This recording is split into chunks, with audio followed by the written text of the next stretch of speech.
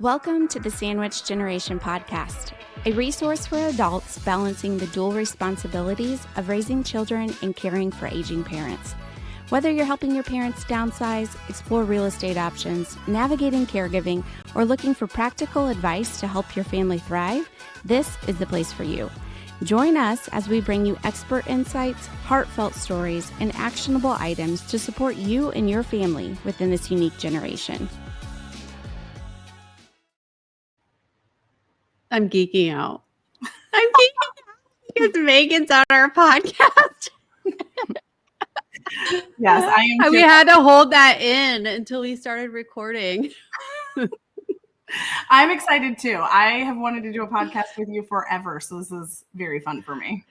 Yeah. So background, Sara, Megan and I have these stupid conversations all the time whenever we have free time, which isn't often enough, but we'll just talk. And we're always like, we need to make a podcast because these conversations are too good to not record and get put out to the public. And we were totally going to do it before you and I, Sara, talked about our podcast. And then we started rolling with ours, and Megan and I just never. No, let's be real. I couldn't get my life together enough to show up consistently. It's much better if I just show up as a guest.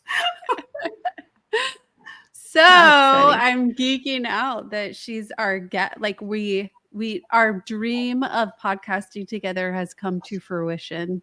Finally. We're not going to have those kind of stupid conversations that we have, like, you know, after a glass of wine or two. We're going to be talking about, what did I call our title, guys? How builders are embracing aging in place. Because I'll let you give a little bit of your background, Megan. And Sara, you guys haven't ever met. So Sara, You've heard me talk about Sara all the time, right, Megan? Yeah. Yeah. Oh, yeah. And I watch your podcast. Well, I watch them on TikTok, so I get the little blips of Sara all the time. She comes up. So it's nice to officially meet you, Sara. Yeah, nice to meet you as well. She's totally one of us. Yeah, that's awesome. Yeah, I work with custom home builders and remodelers as a business consultant, and I help them create smarter systems, sustainable growth for their businesses, and kind of give them more of that business mindset outside of the day-to-day operations. And I actually come from the construction world of working with a builder that's local to me that actually designs and remodels homes for the aging in place population and demographics. So this is kind of like a passion piece for me, even though I don't get to work in this every single day. I love watching, these builders and remodelers really embrace this new demographic of, what is going to be best for our communities moving forward, which is really exciting. Yes. And we've seen builders begin to embrace this. We've been seeing it from some production builders, but even private builders are getting into the space, which is amazing to see, because we know based on statistics from AARP that like over 11,000 baby boomers are retiring each day. And we are already starting to see a bit of what will be a housing crisis for aging adults. So yeah. Oh, it's going to be a huge crisis. I'm glad that there are builders and remodelers that are embracing that, right? Like they're willing to go into these homes and modify them to make them work, or they're thinking about that proactively from the front end of like, hey, we can build single floor plan homes. We can build easy access, zero curb entries. Like it doesn't cost that much more. I think I read recently from NAHB that it costs 5 to 8% more to build an aging in place home that's accessible. And that's realistic. Yeah. Realistically, like building a home for the cost of building the home plus 5 to 8% more, which gives you generational wealth. It gives you the ability to stay in your home longer. It's more affordable from what I hear, right? So there are some pieces there that it's cool that builders are embracing this, and they're recognizing that in the future, we're going to have a huge lack of housing for our boomers, our senior citizens, really like anyone. So it's exciting. Yeah. I was so geeked out about having you on the podcast that I didn't even like ChatGPT an itinerary with questions. So I might be kind of all over the place here. Sara probably has one though. No, I'm same. We're going off the fly today. You and me, like we just chat anyway. So it's we just vibe. Yeah. Sara and I do too. The past few weeks, we've actually just done podcasts with the two of us, and we've made it work. Right? We've had some great podcasts. I feel like, but that's awesome. I mean, it's more fun with friends anyway. I feel like conversation just is natural anyhow. It's more natural. So you were talking about some of the features that builders are considering in the build process that help seniors age in place. And by the way, there's another AARP statistic that says the majority of seniors do want to age in place. And Sara and I talk about this regularly. Aging in place doesn't mean that you have to age in that 4-bedroom, 2.5 bath, 2-story on a basement house that you raise your whole family in. It could mean that you do downsize into a builder product that one of these builders you're talking about has created for that lifestyle, right? Yeah, 1,000%. You can age in place in your 4-bedroom. It's just going to require some retrofitting, right? For the things that we need for our bodies to age. So like if we were retrofitting a current home, we might be doing things like widening doorways, adding curbless showers, replacing doorknobs with lever handles for arthritic hands, maybe even lowering chair lifts. Right. And then one that people don't think about very often is upgrading lighting and flooring, right? Like we need 3 times as much light as we age. So getting in there and adding some more lighting. You can retrofit a 4-bedroom family home to meet those needs most of the time. There's a cost associated with it, but it's often more affordable than assisted living. So, we're talking less than $50,000. You can upgrade or retrofit your current home. That's pretty awesome. Wait, so that's the front end cost of retrofitting it to age in place. But what about the back end cost? What are your thoughts about when that person who does that, when they want to sell their property? Well, what do you think it's going to do their resale value? I actually think it's going to increase their resale value, especially as we get further closer to that 2030, 2035 mark. And we need homes that are like that, right? I don't know how many, I'm not in the senior care, this is not my world necessarily, but so I don't know how many of them are choosing to age in place, but I can imagine, like I'm in the sandwich generation. I have parents that are aging and, I think about Don't talk about Cynthia like that. I know she'd be mad if she was. She would hate me. She would be mad more. We gotta cut that part out. Just cut it out. But it's true, right? Like they live in a 2-story home with 4 bedrooms with a basement, and they're getting up there in years. My dad just turned 70, and I worry about like how long can they be in this house? Does it make sense for them? And does it make more sense to remove them from the home that they've lived in for 20, 25 years? Or does it make more sense for me to modify that home so that they can live there and comfortably in their community with their people that they love nearby and, all of the things they love. So, I think there is a resale factor to it. I think it can be beneficial down the line. I think there are a lot of people who are looking for homes that meet these needs, and especially because they don't feel clinical. Like once we do these upgrades or we build these homes, they don't feel like a hospital room. They don't feel clinical. They feel very luxury and custom, and builders are going out of their way to make people feel that way. So I think a family like mine could move into one of those homes and live there comfortably for 60 years, right? So I just had a property that the homeowners were really concerned about their master bathroom because they had years ago opted to forego the tub, the Whirlpool tub thing, and put in a stackable washer and dryer closet. And they were like, we're so like, do people want tubs if a family is looking? And I was like, no, I would kill to have a washer and dryer in my bathroom where I didn't have to Yeah. take, and they had a whole separate laundry room as well. But I was like, heck no, this is amazing. No one wants that big tub. Yeah. So Yeah. Yeah. resale is good for, some people are going to like these resale options when they go to do Yeah. that. So. Well, and they're ripping out tubs now and they're putting in, walk-in showers or walk-in tubs with curbless entries. And it's like, you can still have a tub. It can be a walk-in tub. It's still an option. So, yeah. Sara doesn't like the walk-in tubs. Mhm. Well, aesthetically, they're not as I'm not pretty. saying, I'll give you that. Well, I mean, but there are other options. So yeah, like you said, and I'd love to have a stackable washer and dryer in my bathroom too. That'd be great. Well, Yeah. okay. So this really comes down to a personal decision.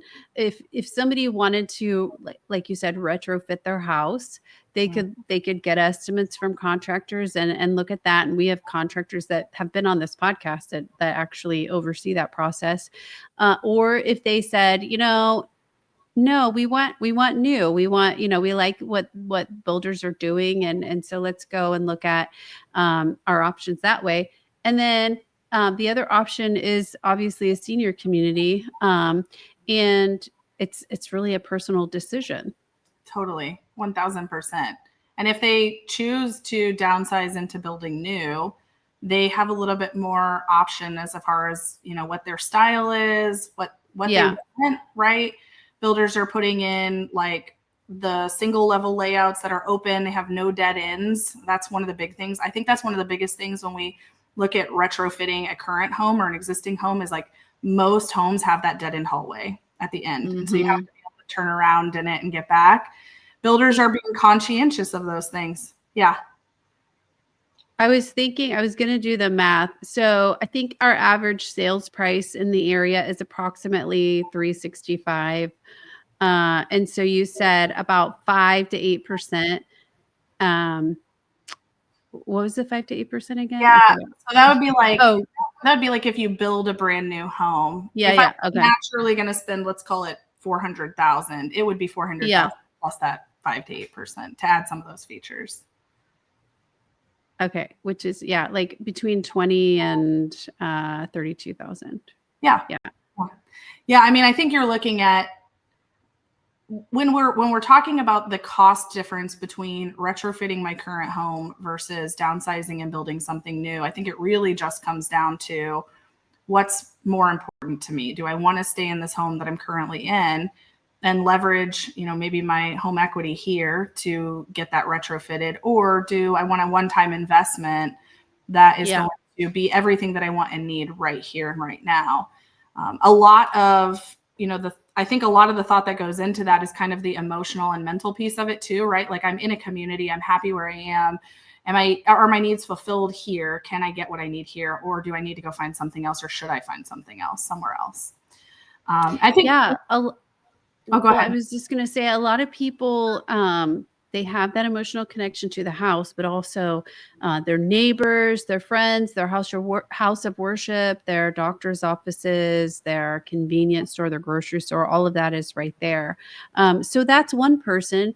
But we also work with people who are moving to be closer to their adult children. So, then in that case, they're moving anyway, so that was my thought on that. And then the other piece was that 20,000.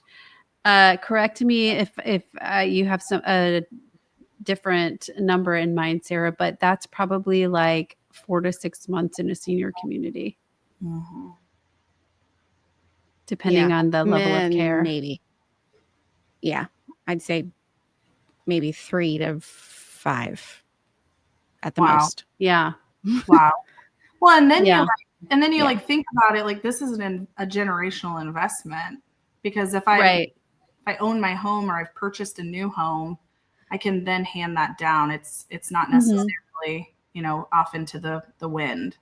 So and I mean, it's real estate's a financial tool. I mean, I just was at a networking event before this where we had one of our reverse mortgage specialists there.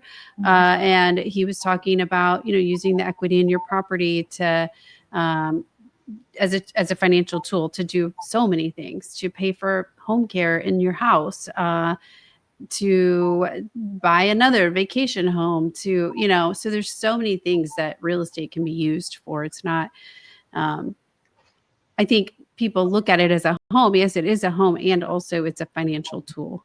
Oh, 1,000%. Especially in this case, because we know we're aging. We know we're aging. I might need home care assistance at some point, but it's still going to be more cost effective, I would imagine, than going to assisted living. So yeah, I think there's a lot of benefits for people to downsize and stay. I think I read somewhere not too long ago that it increased, like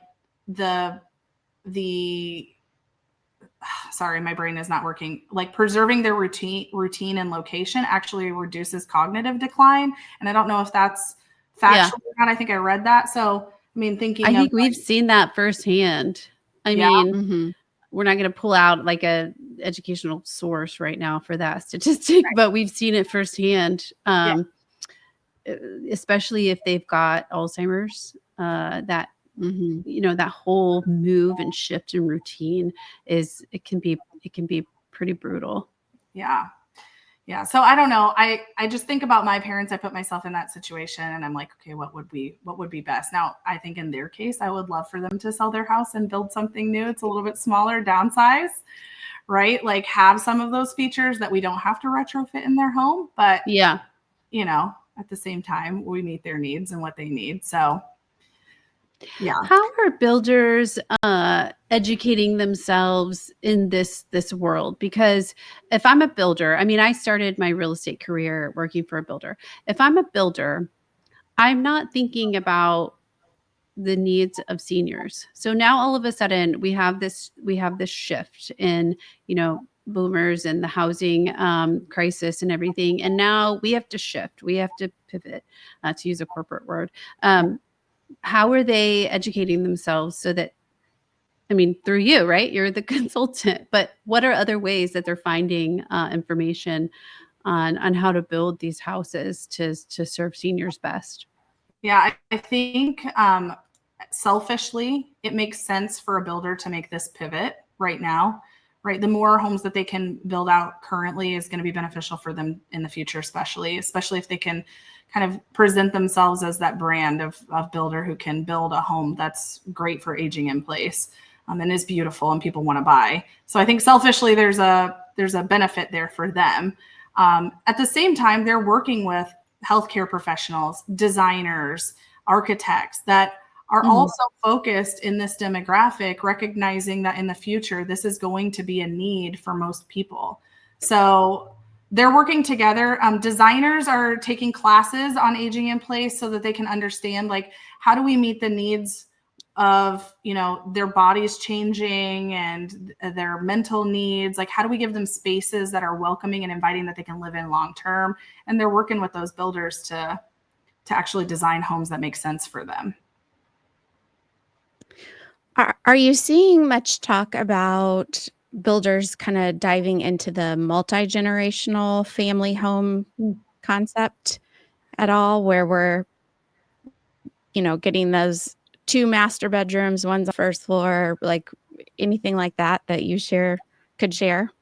Yeah, that's an interesting question, because I think this is a little bit more geographical in the sense that we see this a lot in certain parts of the country, and then they're doing it well. Like I currently have a builder in Arizona that is building homes with Casitas, attached Casitas for parents, children, whoever want to come live together in shared spaces.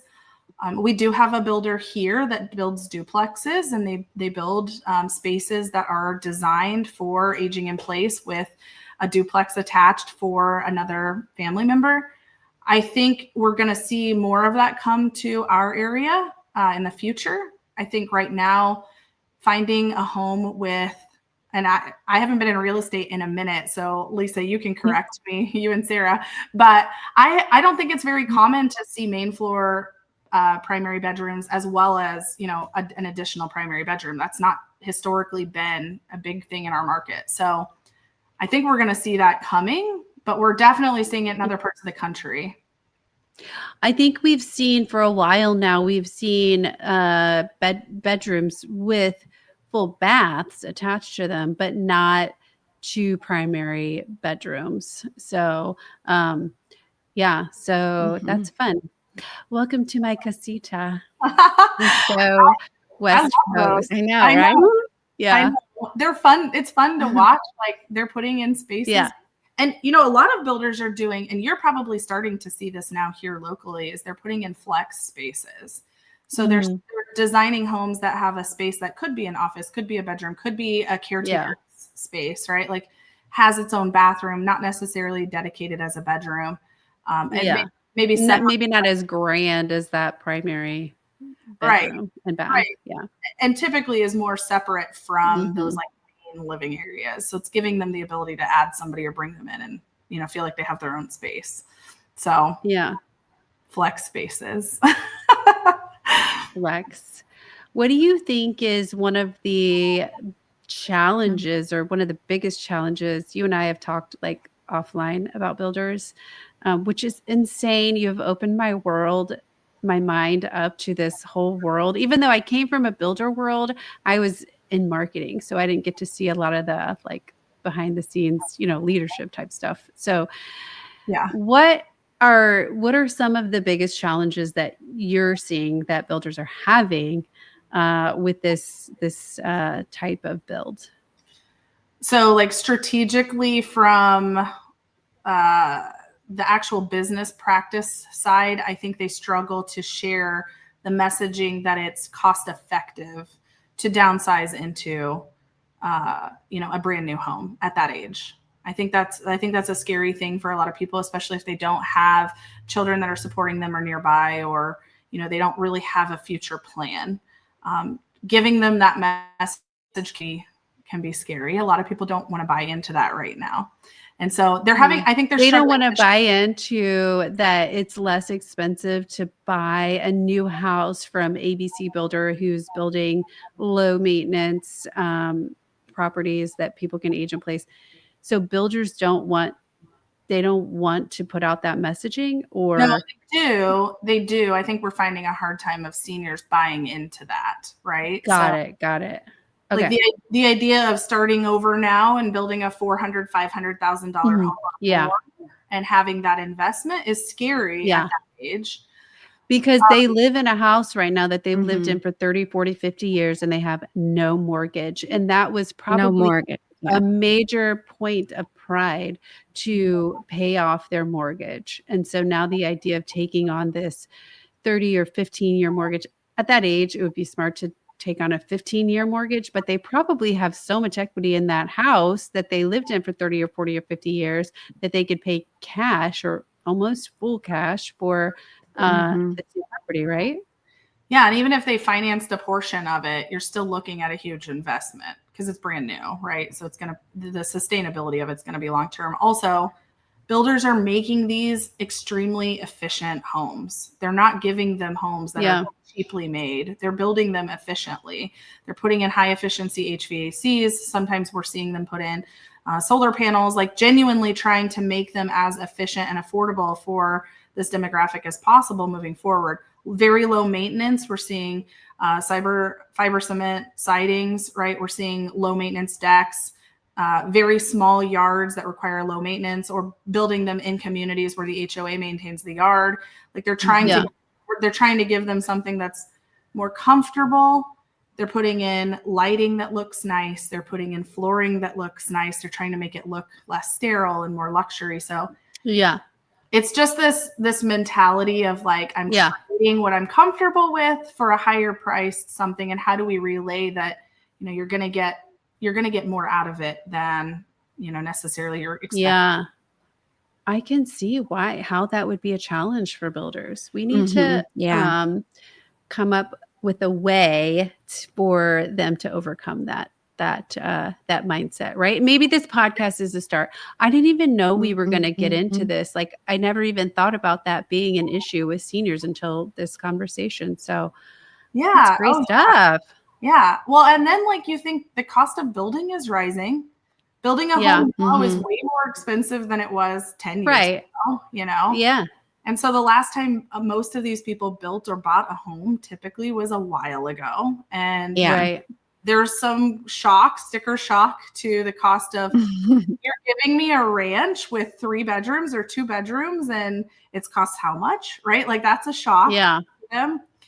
So there's some pieces I think that make it challenging for builders. I've noticed more recently, one of the challenges is that most of these homeowners are having a hard time accepting that they need or should need some of these features. You know, like the stepless entry from the garage, such a simple thing. When we look around, like most of our garages are either inset or whatever, and you have one step up into the house, and builders are saying, hey, we can give you like no steps there. We can give you no curbs, everything. And a lot of these homeowners are like, I don't need that. Well, yeah, you don't need it today, but you might need it in 10 years. Yeah. That is the whole point of our podcast, of our monthly events that we do, is just trying to educate our senior clients and also their adult children that, you know, do this now before you need it, because when you need it, it's typically an emergency and your options are limited. Yeah. Proactive. Be proactive. That brings up a good point too of like, what is the time constraint on building to downsize, right? Yeah. We're looking at 10 months to a year before most of these are built. We're not looking at builders who are building spec homes and sitting on property. It's too expensive right now. The cost of holding is high. So you're starting from scratch typically with a builder, and you're looking at 10 months to a year, if not longer, depending on, you know, the features that you want. We're seeing a lack of availability for a lot of these things, like linear drains currently. So for your showers, so there's some wait times on some of the features that we're needing for these builds. Even in the remodeling world, like we're seeing delays, like we're seeing a lot more remodels right now. People aren't wanting to move. They know that the cost of remodeling their current home is going to be more cost effective for them than building something. So they're hiring remodelers, and remodelers are booked out years in advance. And so, you know, there is an urgency piece to this that you have to consider, which I'm glad you mentioned, because I think most people think, oh, I can walk into a builder and I can start the building process today. And like, that's not necessarily the case here. Oh, that's such a great point. Yeah. And Sara, you could probably speak to this a little bit. It's the same if you were going to go into a senior community. You're not going to walk into a senior community and be like, I need an assisted living or independent cottage next week. Like, it's not going to happen. No. Yeah. I mean, depending on where you're wanting to go, I mean, there's some options you could move right in, but yeah, a lot of the higher end, you know, if you're wanting a specific type of apartment or cottage, like you're on a waiting list and you might be there for a year. How early should people start this process, start thinking about this process? I think this is a good information for me to take back to my builders when it comes to marketing. Like, how far in advance should we be thinking about these decisions? We always say sooner rather than later. Yeah. I would say that I don't, and again, Sara, correct me if you see something different, but I think that so we've been doing Indie Senior Living series for 10 years now, I think 9 years, something, which is our monthly event that we switched to quarterly events. And from there, I think those people are curious, but they're only like dipping their toe in the pond.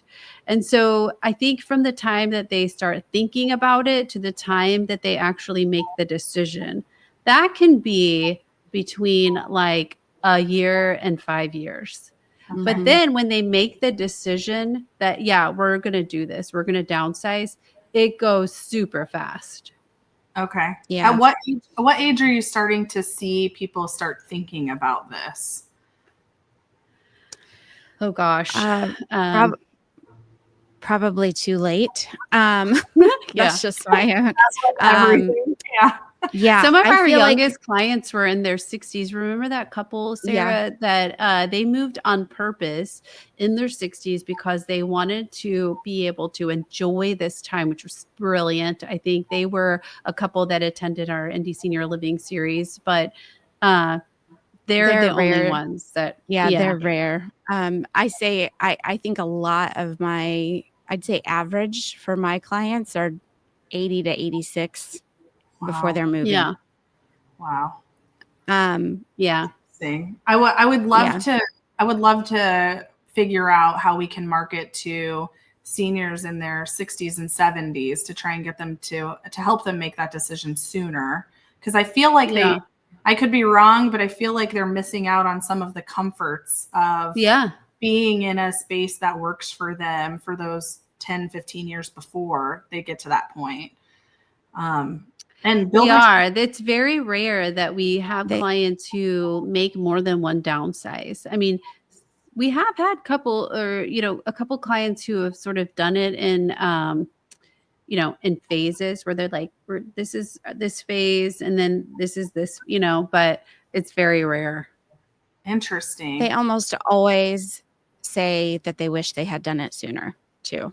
I mean, Yeah. we repeatedly say that, but it's true. They move and then they say we should have done this a couple years ago. So, Dang it. I wish we would have got to them sooner. Yeah. They Yeah. love their life afterward. They do. They say constantly, I wish I would have done this sooner. I wish we would have known about you 6 months ago, which is it's all of our effort to this podcast, the event, the Indie Senior Living Series event. I know I keep mentioning that, but it's all of that is in an effort to try to tell people based on what we know and what we've seen firsthand. So I think that you'd be a great guest for 2026 Indie Senior Living Series. Oh, for sure. Yeah, I do think so. Yeah.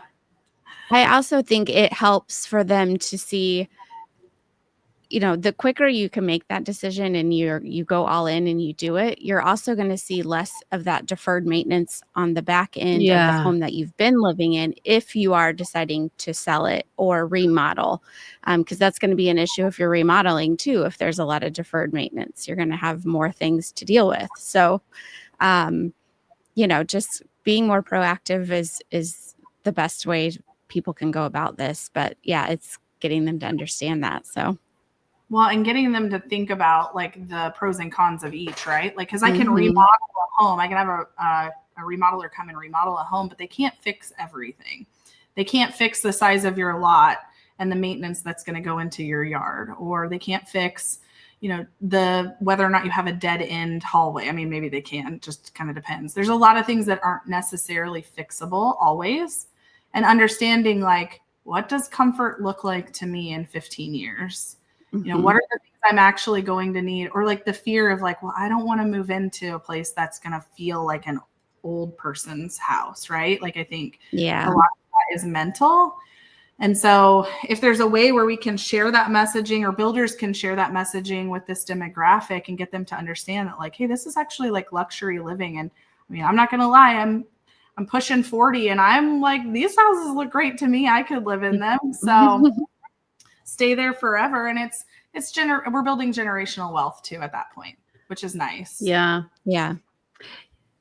I love that point that you made, Sarah, about the deferred maintenance. I'm dealing with that with a client right now because as we do age, we lack that ability to just keep up with everything. And it can be one person I'm working with right now. We're looking at over $30,000 just to repair something that could have been prevented, just deferred maintenance. And a lot of the houses that we list, we have to market them to investors because there's so much deferred maintenance that there's no buyer who has the wherewithal, or that they don't want to buy something like that. And if they do, they want it at a huge discount so they can use that cash that they save to make the repairs that are necessary. So, I mean, all in all, we should do like a pros and cons of building something with one of your builders versus staying in your house and retrofitting it, plus keeping up with all of the maintenance, because that maintenance never goes away. There's always something with your house. And a lot of the houses that we do list for our clients are older.